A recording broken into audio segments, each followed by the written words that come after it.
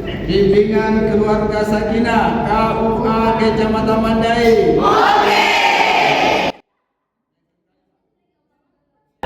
Masuk faktor resiko. Kemudian terlalu sering melakukan, terlalu dekat jaraknya. Itu. Kemudian T yang keempat, terlalu banyak. Terlalu banyak anaknya, ya. Jadi ini 4T ini tidak boleh nih kita pandang remeh, ya. Karena banyak sekali ibu, maaf ya, kami pelayanan puskesmas ada juga ibu yang 40 lebih nih, masih hamil. Saya tanya, Ibu, memang direncanakan? Tidak Ibu, kebobolan enggak? Ibu, jangan berprinsip bahwa kebobolan itu kalau misalnya kita pakai penangkal, maaf ya, alat kontrasepsi kemudian bobol juga. Tapi kalau sengaja kita tidak menggunakan alat kontrasepsi baru kita bilang kebobolan, itu salah besar. Bukan kebobolan namanya, disengaja. Ya, karena kita mau pede sekali, pede sekali.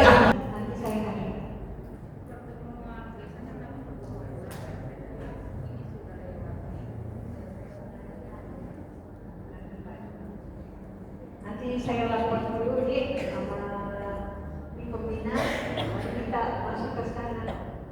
Ada nomor nanti saya kasih.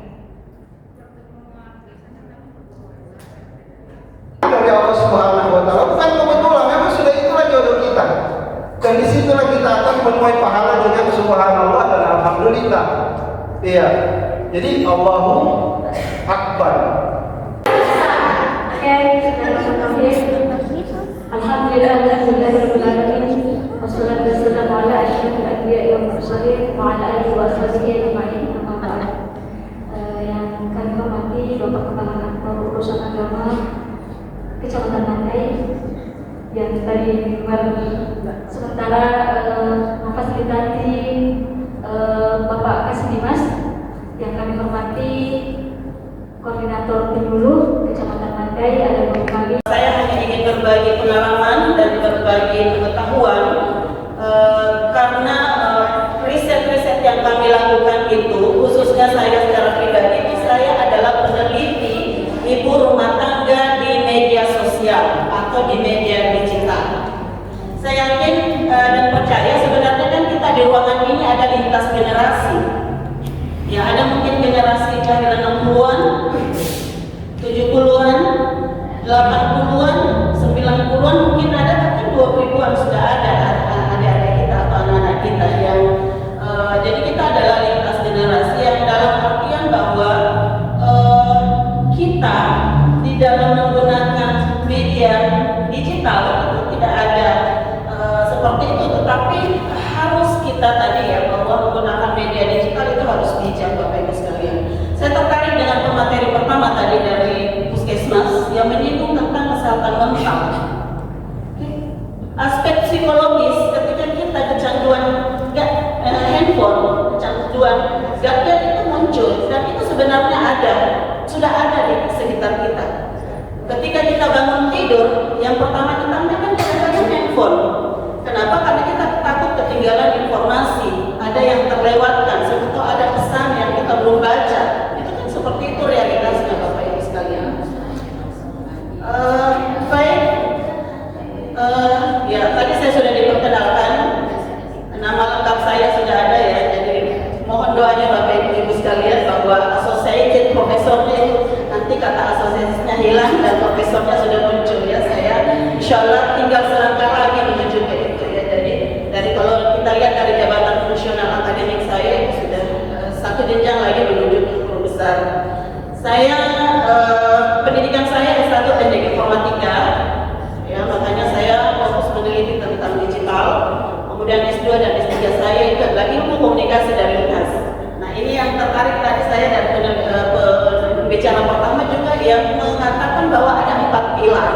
Itu ada aspek psikologis dan komunikasi. Nah ini akan juga saya sedikit masuk di sana. Oke, Bapak Ibu bisa lihat kepakaran saya adalah bidang komunikasi digital. Jadi mencakup literasi digital, etika digital.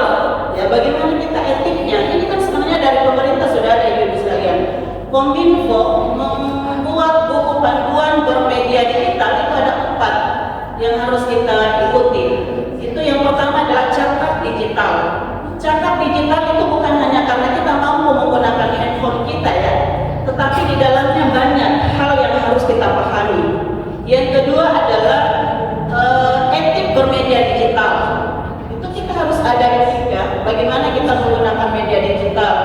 Kemudian budaya digital. Nah ini juga masuk kajian dalam penelitian saya, bagaimana sebenarnya budaya Bugis Makassar dalam menggunakan media digital. Apakah kita lakukan di dunia nyata, kemudian kita juga lakukan di media digital.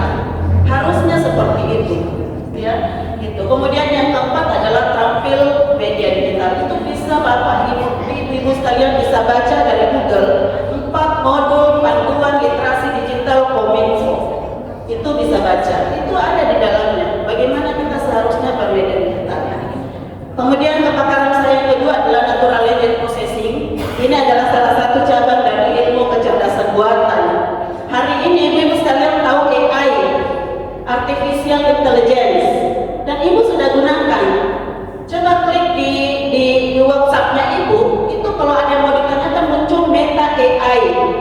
Itu kan artinya AI itu sudah masuk di dalam ranah kehidupan kita sehari-hari. Ya tadi kalau Pak Puan menyebut ada GPT, ada Google, itu kan semua sudah ada AI-nya. Ibu sekalian, kalau makanya di Google Maps itu ada suara perempuan, itu adalah bot namanya. Itu adalah bot. Bot itu adalah AI yang bekerja 24 jam.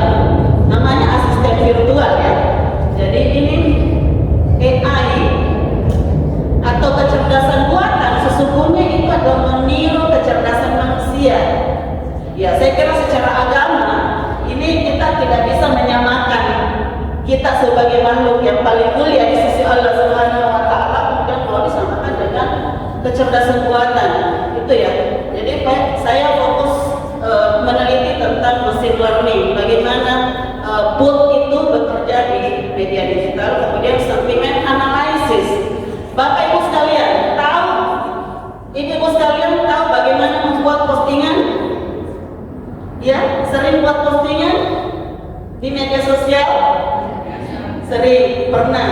Biasa like? Biasa share? Biasa membaca review atau balasan-balasan dari postingan? Itu adalah dataset bagi peneliti Ibu sekalian. Jadi ada berapa kali Ibu men-like, itulah yang disimpan oleh metadata di media sosial. Dan itu yang kasih, kalau kita berbicara ekonomi, ya kita berbicara ekonomi yang untung itu adalah perusahaan-perusahaan raksasa seperti Google. Apa yang dicari sekarang di Google tidak ada, karena dia sudah simpan semua. Apa yang kita cari di Meta, ada yang pemain FB Pro, ada banyak ya. Dari sisi ekonomi ini tuh sasarannya adalah menambah pendapatan keluarga, menambah ekonomi keluarga. Itu tidak salah, ya. Jadi itu adalah bentuk-bentuk usaha yang dilakukan oleh ibu rumah tangga untuk menambah ekonomi keluarga atau membantu pendapatan suami. Ya, cuman kembali lagi bahwa kita harus memanfaatnya secara baik, ya. Jadi ini saja ya, saya mohon izin, saya mungkin menggunakan perangkat teknologi karena saya berbicara teknologi. Ya, jadi kalau kita mau berbicara teknologi itu kan membantu pekerjaan manusia, Bapak Ibu sekalian, ya kan? Jadi kalau misalnya tadi ada satu kelemahan yang disampaikan Ibu Indah terkait dengan misinformasi di kelompok pengajiannya, itu mungkin karena konvensional dalam menyampaikan informasi. Coba kalau berbasis aplikasi di WA saja itu kan satu kali di-share. Ya, jadi ada istilahnya itu SMS gateway, satu kali share terkirim ke semua orang. Ya, itu salah satu contoh. Baik, yang pertama ini kita berangkat dari latar belakang. Kan sangat sering kita mendengar itu era digital 4.0.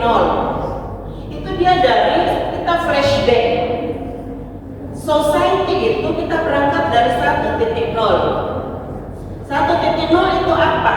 Nenek moyang kita dulu itu kerjanya meramu, berburu, hidup berpindah-pindah tempat. Itu namanya society 1.0. Ya kan Bu? Ya? 1.0 itu nenek moyang kita dulu dia kerjanya bertani, berkebun sebagai sumber pendapatan utama. Ya kan? Kalau misalnya kita mau memberikan informasi, kita mau undang keluarga kita yang di desa lain harus datang ke desa itu untuk menyampaikan bahwa mau kasih ini ke anakku, ya kan? Itu adalah model-model kita di 1.0. Kelebihannya apa? Kelebihannya adalah keluarga erat. Iya, kita keluarga erat. Kemudian dengan tetangga juga dekat, ya kan? Jadi 1.0 itu cirinya seperti itu. Hidup meramu, berburu, berpindah-pindah tempat, ya arahan dari satu tempat ke tempat yang lain. Itu 1.0. Jadi kita flashback perkembangan peradaban kehidupan manusia. Yang kedua, 2.0 itu namanya agriculture, era agraris atau era pertanian. Sudah ada alat-alat pertanian yang digunakan oleh bapak-bapak kita dalam bertani, ya, mulai dari menggunakan kerbau, kuda, sapi dan lain sebagainya sampai muncul alat-alat pertanian. Itu yang kedua.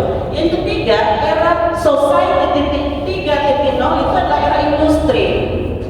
Banyak nih masyarakat itu berpindah ke kota untuk bekerja di perusahaan, di pabrik dan lain sebagainya. Ya.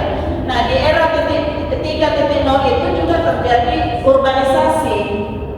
Ya, banyak nih yang pindah ke kota untuk mencari pekerjaan.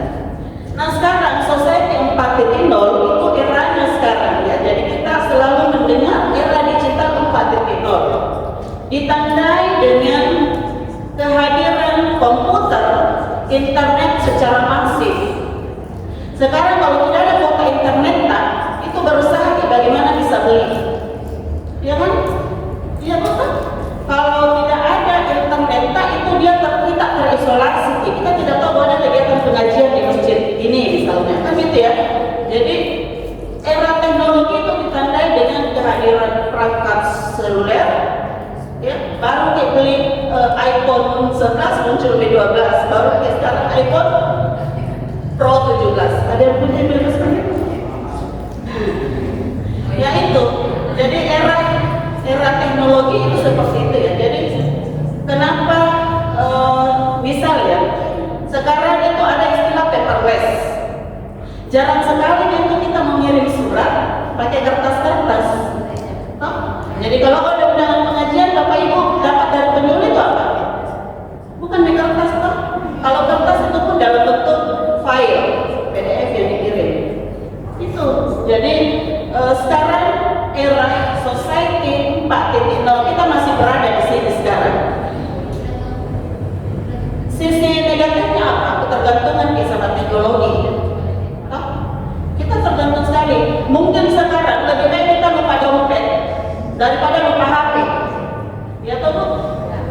Kalau lupa di dompet itu udah usah pulang. Tapi kalau HP tadi lupa pasti pulang. Itu fakta. Fakta bahwa kita sudah sangat bergantung pada teknologi. Kenapa? Karena di dalam handphone itu ada pekerjaan ada kegiatan ada organisasi, bahkan kontrolin anak-anak itu lewat handphone. Ya terus semua kita menggunakan HP untuk membantu kehidupan kita. Ya, tetapi kembali lagi bahwa ada hal lain yang harus kita perhatikan terkait dengan itu. Nah sekarang, kenapa saya ngangkat society 5.0 disebut sebagai new society? Ya, ini masyarakat super cerdas. Ya, jadi arahnya perkembangan peradaban ini adalah super smart society. Arahnya adalah masyarakat cerdas. Cirinya apa ibu sekalian? Kalau Ibu Indah punya produk jualan, itu dia post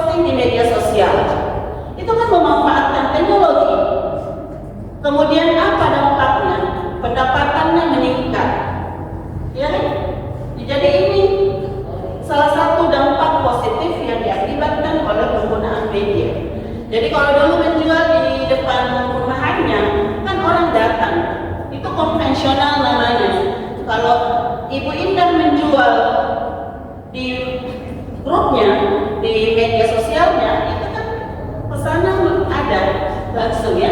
Kemudian mau diantarkan kemana, itu komunikasi seperti itu. Jadi itu adalah 4.0. Itu arahnya kita ke society 5.0. Jadi kita sebenarnya sekarang di persimpangan Bapak Ibu sekalian.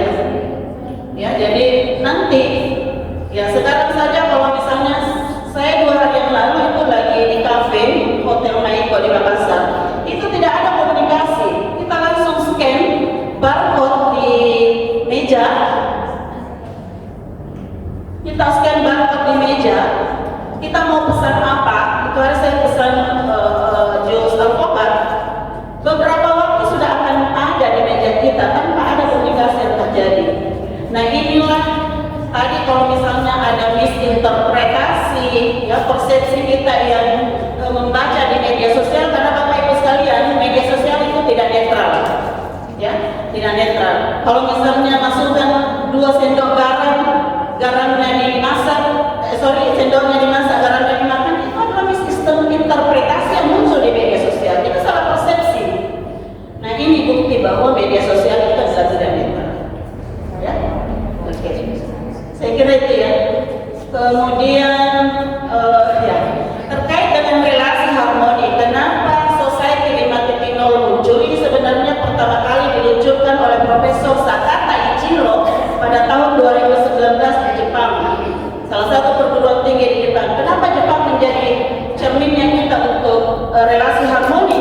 Karena Jepang itu memang, ibu-ibu sekalian, Jepang itu boleh dikata tidak beragama. Kalau dia beragama, dia agamanya tidak jelas. Tetapi Jepang adalah negara yang paling bagus harmoninya. Kita biasa nonton di media sosial, anaknya tak pergi sekolah itu dia sendiri, tidak diantar. Ya kan? Dia nunggu bus, naik bus aman. HP tertinggal di kereta api itu bisa kembali. Itulah kenapa New Society ini muncul. Jadi arahnya itu adalah masyarakat yang harmonis, ya.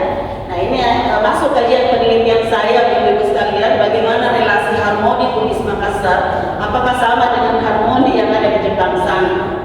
Jadi ini adalah perkembangan peradaban manusia mulai dari 1.0 sampai 5.0 hari ini. Bahkan sudah ada yang menggagas bagaimana kita ke 6.0. Ya, ini. Oke. Berikutnya ini saya mau hanya menyampaikan fakta dan data empiris bahwa perempuan itu paling banyak bermain internet. Iya. Ini data dari UNESCO usia 30 sampai 55 tahun, di mana perempuan atau ibu rumah tangga produktif itu berada. Ya, terbukti ibu-ibu sekalian. Ya, jadi khususnya di WA keluarga dan WA komunitas. Di WA keluarga pasti ibu-ibu adalah adminnya. Toh? Ya pasti. Nah ini tadi yang disampaikan oleh pemateri pertama bahwa kita itu adalah role model. Kita yang ngelihat anak-anak. Ibu-ibu sekalian, kita adalah contoh bagi anak-anak kita di dalam menggunakan media digital. Ya? Jadi itu bukti bahwa kita adalah admin di grup WA keluarga, WA komunitas, WA alumni, WA majelis taklim, WA organisasi apapun itu, kader PKK dan lain sebagainya. Ya. Kemudian 65% perempuan di negara berkembang. Ingat, Indonesia adalah negara berkembang. 65% itu adalah dominasi perempuan dengan tingkat literasi data saja yang masih sangat rendah. Lagi-lagi bahwa kita hanya tahunya pakai, ya kan? Mohon izin ibu, kalau literasi digital pernah dengar? Pernah dengar? Literasi digital. Ini kata literasi sebenarnya kan juga transformasi ya. Ya dulunya kita mengenal belajar, ternyata sekarang perlu menjadi literasi. Ada literasi keuangan, ada literasi digital, ada literasi kesehatan dan sebagainya. Oke. Nah, data nasional menunjukkan bahwa ini lagi ya, kelompok usia 35 sampai 54 tahun, di mana diantaranya ibu rumah tangga merupakan segmen pengguna internet paling aktif di Indonesia. Sebentar lagi terkait dengan e-commerce ya. Tadi kalau kita berjualan makanan minuman itu tidak apa-apa ya. Nah di Kabupaten Maros ini saya ambil dari data BPS Kabupaten Maros. Untuk tahun 2026 jumlah penduduk laki-laki dan perempuannya berimbang. Ini berbeda dengan data saya tahun 2025 yang saya ambil dari BPS Kabupaten Maros, itu lebih dominan perempuan. Nah sekarang dia hampir berimbang 50 sampai sekian 40%. Ya. Kemudian, nah ini yang menarik bagi Bapak Ibu penyuluh, di Maros itu mayoritas Muslim. Jadi kalau kita mau mencanangkan sakinah, maslahat atau relasi harmoni itu sangat potensial. Kenapa? Karena basis agama itu digunakan untuk relasi itu. Ya. Kemudian 99 desa di Maros itu sudah menggunakan 4G. Nah ini adalah bentuk dukungan pemerintah kepada masyarakat untuk aksesibilitas penggunaan internet. Hanya ada satu desa yang menggunakan 3G, yang lainnya sudah 4G. Mudah-mudahan ada perkembangan sudah masuk ke 5G, ya 5G. Tahu Bapak Ibu 5G, ya. Nah, untuk sarjana ternyata hanya ada 6,5%. Jadi masih sedikit ternyata sarjana di Kabupaten Maros sekalian ya. Jadi saya kira ini perlu kita menyekolahkan anak-anak kita sampai ke pendidikan tinggi. Ya. Oke. Berikutnya boleh saya mohon izin, saya apresiasi ibu peserta dari pemateri pertama sampai saya ini jarang sekali yang membuka handphonenya. Itu artinya adalah itu adalah salah satu bentuk bijak dengan digital ya. Jadi kita menghargai orang yang berbicara di depan tak dengan tidak terkontaminasi dengan media yang kita gunakan. Ya, jadi ada sekitar 70% saya perhatikan tadi itu tidak pernah membuka HP-nya. Kenapa ibu-ibu sekalian? Ada dua fenomena ini akan menjadi sebuah kesehatan mental ya. Jadi dari kesehatan itu saya agak bersinergi terkait materinya. Jadi mental health. Ada dua fenomena yang biasa kita lakukan di media digital. Yang pertama ada namanya phone shopping. Phone shopping itu ketika kita berbicara dengan lawan bicara kita, sementara kita tetap melihat HP tak. Itu kurang menghargai secara budaya dan secara etika saya kira. Itu namanya phone shopping. Dan itu kan dimana-mana ada. Ya, kita kalau mengajar biasanya, saya kalau mengajar memang mahasiswa saya sudah simpan HP-nya, mohon untuk simpan HP-nya, nanti akan kami suruh naikkan ketika kita mau pakai, gitu ya. Nah, jadi cara penghargaan kita kepada lawan bicara itu dengan menggunakan handphone itu juga kurang etik. Yang kedua ada namanya technofriends. Technofriends itu adalah interrupt. Ketika kita berbicara, saya berbicara dengan Bu Nur Dalia misalnya, kemudian muncul notifikasi, ada bunyi. Itu adalah technofriends. Dan itu sangat mengganggu sebenarnya komunikasi antar personal kita. Ya, dalam komunikasi itu kan face to face atau tatap muka. Kenapa kita masih sangat suka dengan tatap muka? Karena tatap maya itu kita tidak ada kelingan mata. Memang pembelajaran terjadi, ya, share ilmu terjadi, tapi kita belum tentu ada nilai yang kurang, ya kan? Ya, sebelum saya lanjutkan di sini ada 4, kan ibu tahu tatap maya, tatap muka, juga tahu tak? Jadi kalau tatap muka kita bertemu langsung, kalau tatap maya itu kita menggunakan media WA, video call misalnya, ya, dan sebagainya, atau ibu-ibu juga sudah sangat familiar dengan Zoom cloud meeting, ya kan? Itu namanya. Tapi sesungguhnya ada 4 model, ada 4 kuadran. Jadi ada namanya offline sinkron, itu tatap muka langsung kita bertemu kayak gini. Yang kedua ada namanya offline asinkron. Ketika anak-anak kita diberi tugas oleh gurunya, kemudian dia belajar dari bukunya, itu namanya offline asinkron, kuadran kedua. Kuadran ketiga itu adalah tatap maya. Tatap maya itu adalah online sinkron. Tatap muka itu kan dalam waktu yang sama, tempat yang sama. Tatap maya itu dalam waktu yang sama, tempat berbeda. Kita bisa di mana-mana.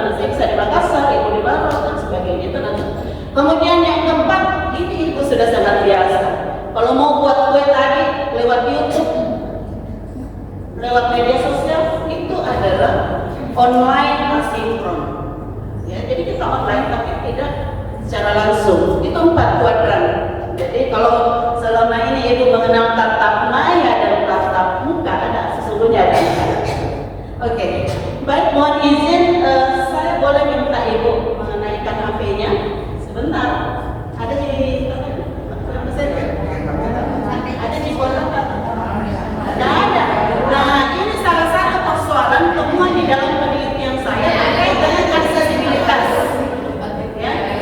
Ibu itu pasang wifi di rumah, tetapi ketika keluar tidak bisa. Nah, ini kendala juga kan persoalan. Ternyata ketika kita pasang wifi itu bukan solusi secara menyeluruh ya, secara komprehensif. Karena kita masih ada gempa. Nah, ini persoalan.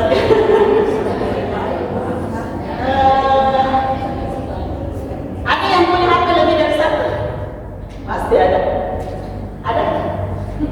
Ada ya? Wah, luar biasa. Inilah bukti-bukti bahwa kita sangat tergantung. Ada berapa yang tidak punya kuota? Katakan tinggi-tinggi. Oh, ada nih. Nah, apa? Yang penting ada yang punya kuota internet sekarang. Saya sekali lagi mau interaktif, ibu-ibu sekalian, memberikan satu aplikasi ya yang berbasis interaktif gitu. Jadi coba ibu masuk di Google. Mungkin ibu-ibu penyuluh bisa membantu ya, atau bisa juga berpartisipasi. Sudah masuk di Google ibu-ibu? Masuk lagi. Coba ketik mentimeter.com. Mentimeter.com.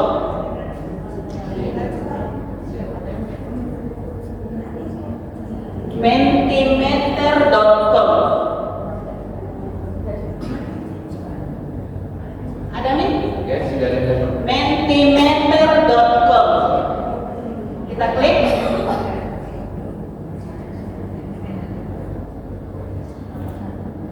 Saya tahu ya kalau segmentasi umur 60-an ke atas ya, saya kan dibantu sama anak-anak ya untuk operasikan ya. Kita ini tidak bisa larang anak-anak karena dia lebih pintar dari kita. Ya.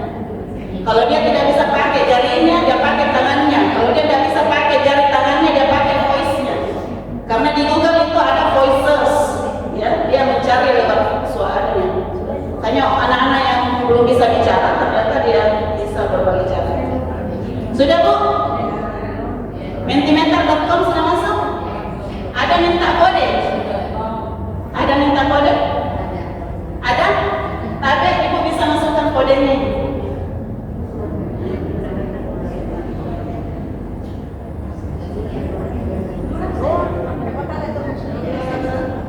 Iya, itu di atas Bu ada kode. Iya, ada kode di atas itu. Tidak usah login ya Bu, tidak perlu login. Ada kode di atas. Tidak usah login.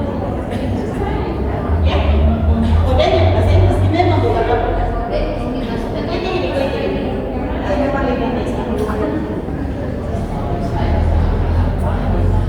Kita boleh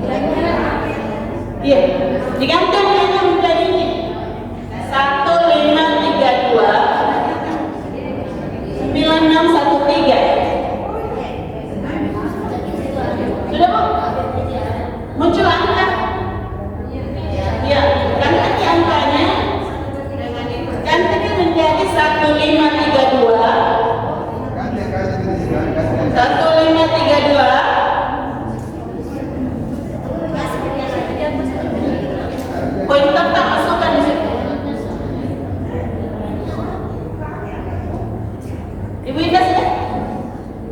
Ibu Indah tadi sudah masuk ya? Nah, nanti masuk, enter.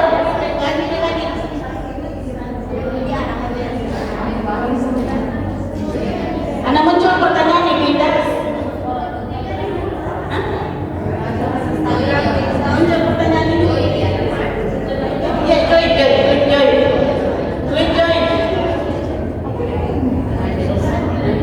Ya, Ibu jawab.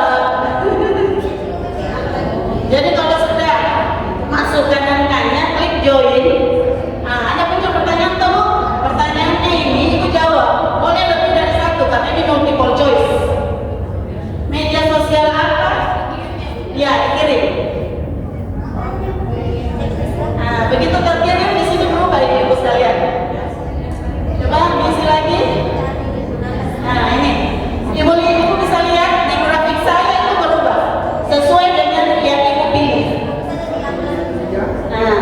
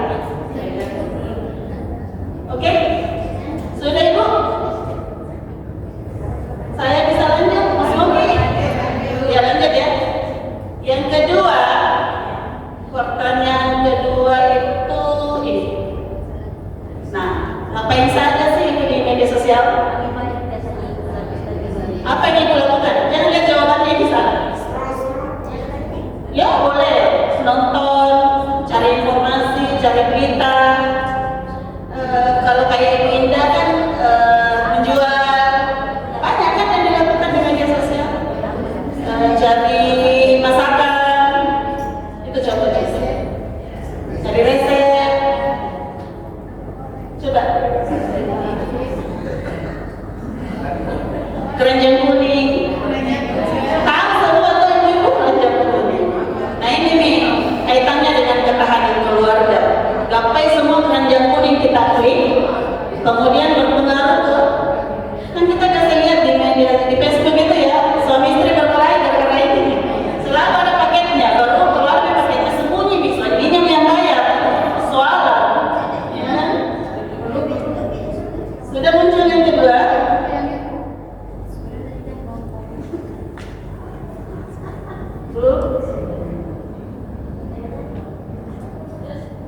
Atau saya langsung ke pertanyaan muncul ya, cari info dan belanja, nonton. Mohon izin saya bisa perbaiki ibu, bukan nonton. Nah ini kita tuh kalau sudah biasa, kalau kita di Bugis Makassar itu selalu kelebihan vitamin D. Nonton, apalagi belanja ya, oke. Cari info, nonton, belanja media sosial ya. Oke? Joy, klik saja. Ini kalau banyak audiens yang mengirim itu cantik kelihatannya Bu. Namanya word cloud. Jadi kumpulan kata-kata itu muncul. Sudah? Sudah nih? Yang terakhir, oh ya. Nah, dominan. Jadi di sini kita bisa lihat Ibu, kata yang paling besar apa? Nonton. Artinya kita dominasi nonton di media sosial. Oke? Hasilnya betul ya? Fakta. Oke. Ini dari semua yang kita kirim nonton yang paling.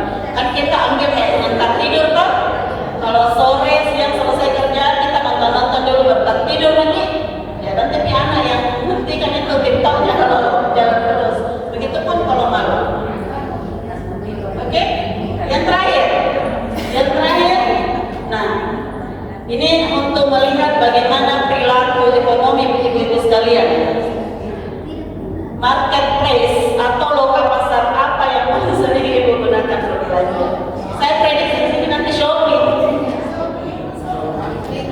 TikTok Shop ya, TikTok Shop. Coba diketik. Saya prediksinya adalah Shopee, ya. Coba beda. Sama Shopee. Itu sudah paling besar sendiri. Jadi selain Shopee kan sebenarnya banyak ya. Ada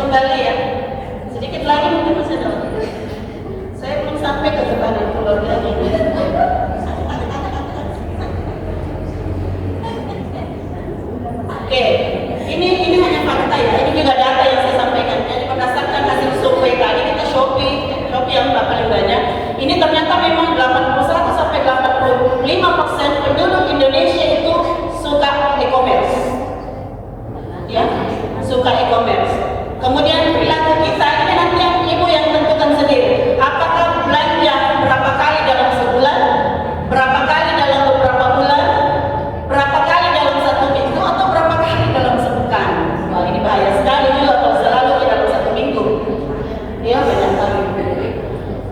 Nah ini di sini juga data menunjukkan bahwa Shopee paling banyak. Ya.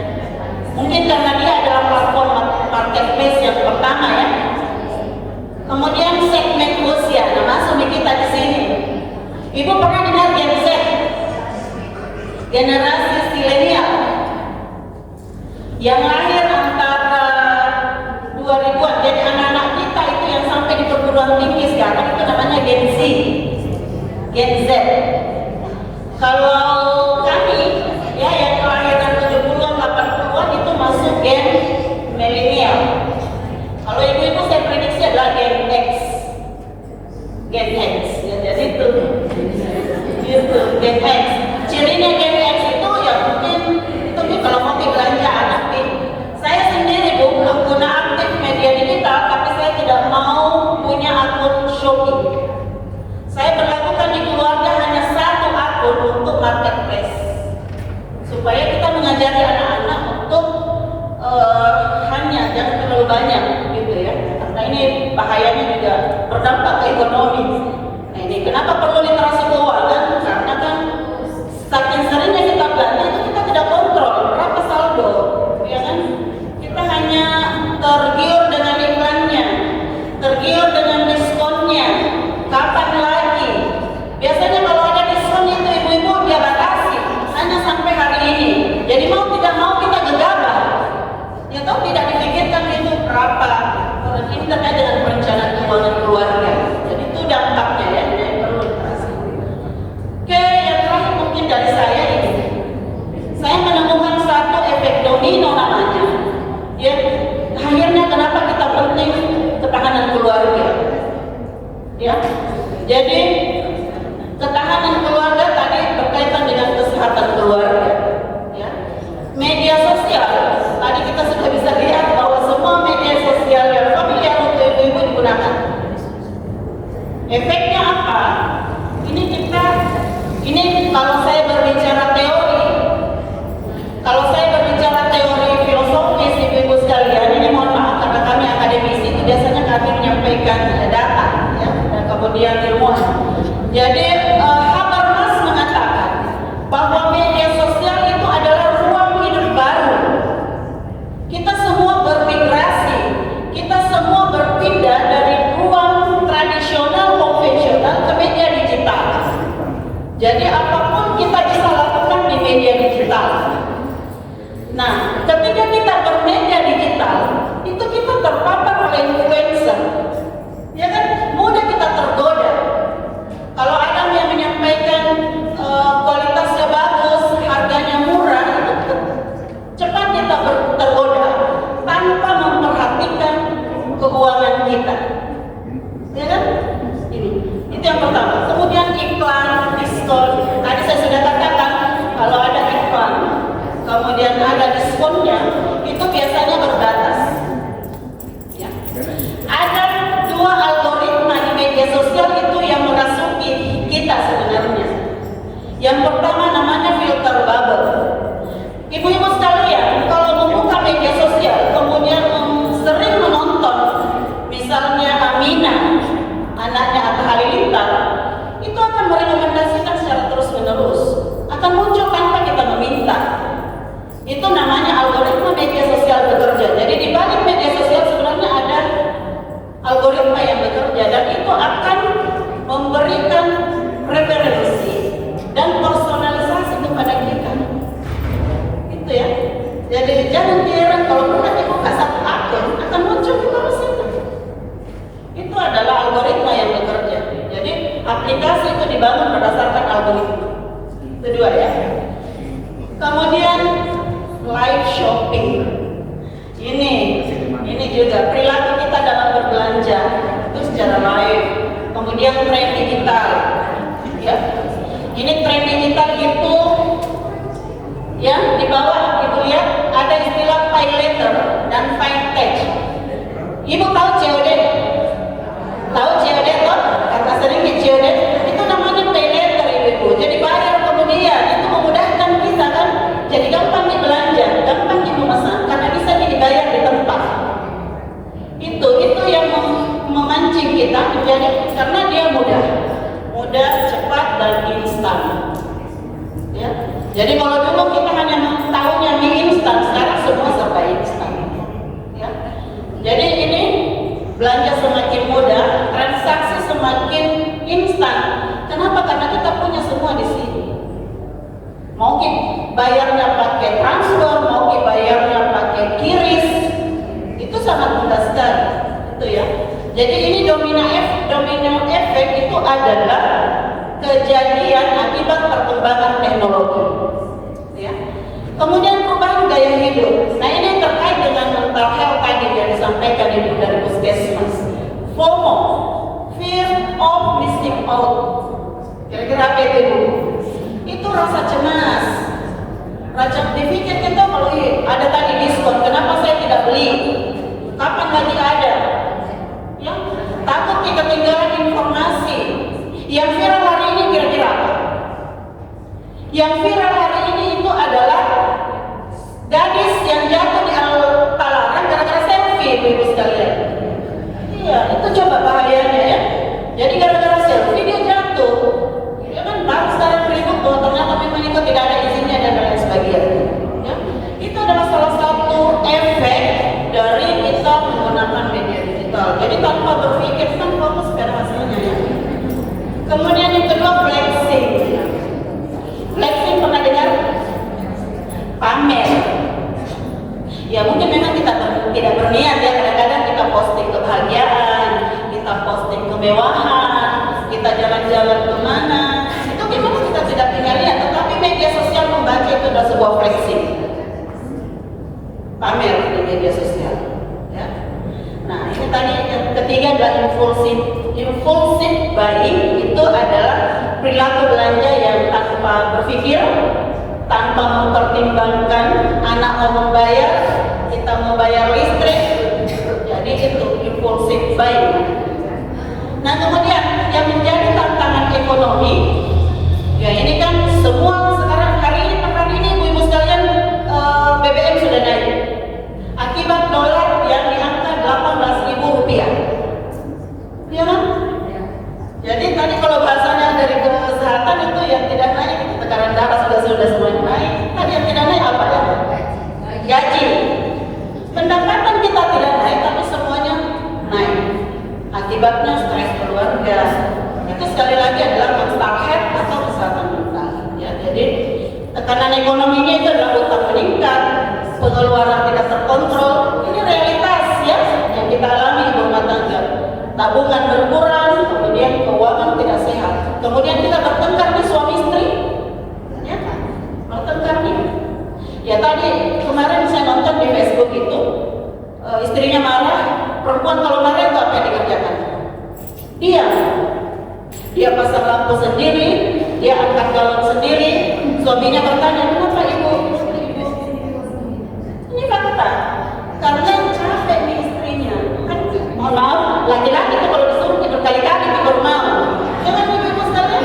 Dan sementara kita perempuan itu tipe tak mau cepat selesai pekerjaan, semuanya beres dan kita pikirkan yang lain. Kan gitu ya. Nah itu. Jadi dia akhirnya suaminya bujuk dikasih semua pendapatannya. Kadang-kadang juga kita lihat suami istrinya bilang begini, kita mau dapat yang pegang di uang bulanan, coba kita yang belanja sendiri ke pasar sendiri, bayar uang sekolah anak, bayar ini, belum di 1 minggu habis nih. Sementara kalau ibu yang pegang, diminta pertanggungjawaban, fakta, ya kan realitas di kita. Nah itulah. Jadi ini memang kita perlu bermajelis, kita perlu mencari ilmu pengetahuan. Oke, nah ini tekanan relasi keluarga tadi ya yang saya sampaikan. Kemudian bagaimana caranya keluarga bertahan? Jadi ketahanan keluarga sebenarnya ibu-ibu sekalian sedikit lagi. Mohon maaf, ini memang kalau akademisi bicara itu tidak ada selesainya. Saya hanya ingin menyampaikan ini ya. Jadi ketahanan keluarga itu sebenarnya bukan bilang menyelesaikan konflik ya, tetap ada masalah. Karena definisi hidup sesungguhnya itu adalah proses penyelesaian masalah. Ya makanya kalau ada orang meninggal biasa dibilang selesai di masalahnya. Ya, jadi kalau masalah itu yang kita mau selesaikan tidak ada selesainya. Tetapi kan ada cara untuk meminimalisi